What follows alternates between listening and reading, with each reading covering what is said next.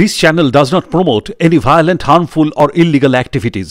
All content provided by this channel is meant for educational purpose only. আন্দোলন ছাড়াও মানুষ মারা যায়, কিন্তু এখন কি করা হচ্ছে শাসক দলের পক্ষ থেকে ওইগুলোকে একটা রাজনৈতিক করে যে এই জুনিয়র ডাক্তারদের বিরুদ্ধে ব্যবহার করা হচ্ছে, যে দেখুন এই মারা গেছে, এ তো আন্দোলন চলছে বলে মারা গেছে। বহুবার আর কি চেষ্টা করা হচ্ছে এই আন্দোলনকে কোনো রাজনীতির রং লাগানোর, যেটা স্বতঃস্ফূর্তভাবে আমরা বিরোধিতা করছি। কিছুক্ষণ আগে একজন নেত্রী এসেছিলেন, তাকে গো ব্যাক স্লোগান দিয়ে তাড়ানো হয়েছে।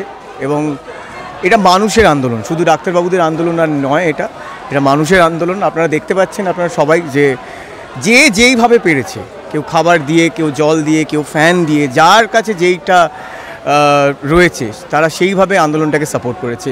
আরও একটা বড় ব্যাপার হলো এই আন্দোলনটা কমপ্লিটলি শান্তিপূর্ণ আন্দোলন।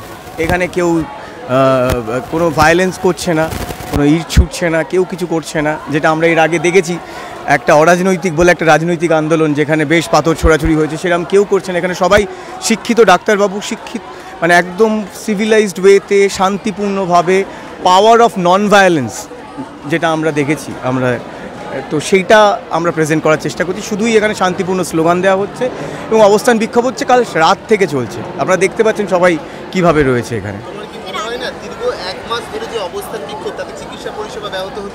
না, আমার মনে হয় না।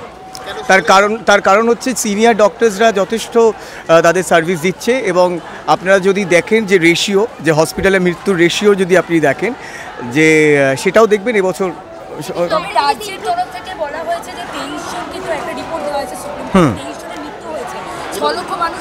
হ্যাঁ, এবার সেটা আপনাদেরকে দেখতে হবে যে 23 জনের মৃত্যু হয়েছে। এবার দেখতে হবে যে 2023 সালে কতজনের মৃত্যু হয়েছিল। যখন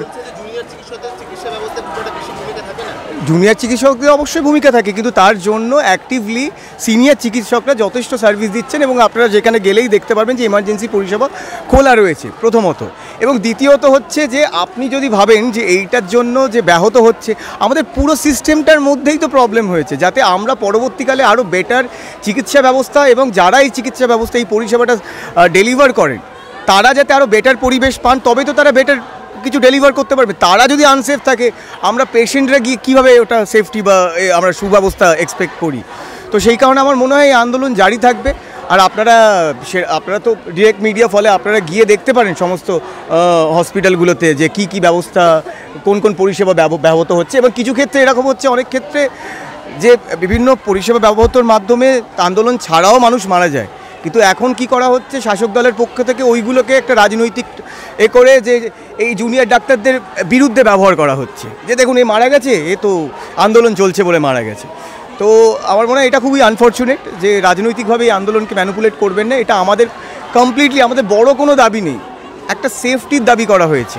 এই শাসক দলের যে এখন এই যে পাশবিকতা, এটা রেখে টেকে হচ্ছে না, ওপেন থ্রেটে চলে গেছে, যেখানে এরকম একটা পরিবেশ এত, আমি বলবো না শুধু আরজি কর, আপনারা চলে যান না মেদিনীপুর মেডিকেল কলেজে, আপনারা যে কোনো উত্তরবঙ্গ মেডিকেল কলেজে, যে কোনো মেডিকেল কলেজে গিয়ে আরজি কর আজকে একটা উঠে এসছে। তো এরকম একটা অবস্থায় দাঁড়িয়ে, যেখানে মেডিকেল ব্যবস্থার কোনো রিপ্লেসমেন্ট থাকে না, আমরা অসুস্থ হলে ডাক্তারবাবুদের শরণাপন্ন হই, এরকম একটা জায়গায় গিয়ে দাঁড়িয়ে, যেখানে এরকম একটা স্বতঃস্ফূর্ত মানবিক দাবিতে একটা আন্দোলন হচ্ছে, সেখানে আমাদের মুখ্যমন্ত্রী বলছেন যে উৎসবে ফিরতে। তো এটাকে আর আপনি কি বলবেন? তো আপনি বুঝতেই পারছেন যে এটাকে কীভাবে ডাইভার্ট করার চেষ্টা করা হচ্ছে। আমি বাকিদের কথা বলতে পারবো না, কারণ আমার একার পক্ষে বাকিদের দায়িত্ব নেওয়া সম্ভব না, বাকিদের বক্তব্যের দায়িত্ব নেওয়া সম্ভব নয়। তবে আমি সবাইকে অনুরোধ করব, বি ইন্ডিভিজুয়াল। তো আপনি স্বতঃস্ফূর্তভাবে নিজে ইন্ডিভিজুয়ালি যেটুকু করতে পারেন, ওই অগ্নির কথা বললেন বা বাকি স্বস্তিকাদির কথা বললেন, তারা কিন্তু কোনো দল বেঁধে আসেনি। আমিও এখানে একাই এসেছি, অগ্নিও এখানে একাই এসছে, বা বাকি যারা এসছে একাই এসছে, বডিগার্ড নিয়ে বা আমরা কিন্তু কেউ আসিনি, বা 10টা লোক নিয়ে আসিনি। তো ইন্ডিভিজুয়ালি স্বতঃস্ফূর্তভাবে আপনারা যেইটুকু পারেন, 1% হলেও যদি আপনারা কন্ট্রিবিউট করতে পারেন এই মুভমেন্টে, সেটা অনেক। কারণ এইভাবে যদি 1 কোটি লোক আমরা 1% করে ডেলিভার করি, তাহলে আমার মনে হয় সেটা অনেক।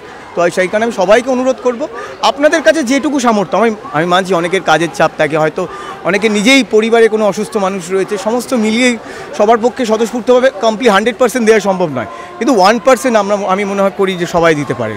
তো সেইটা আমি দাবি করব যে সবাই যেন করতে পারে।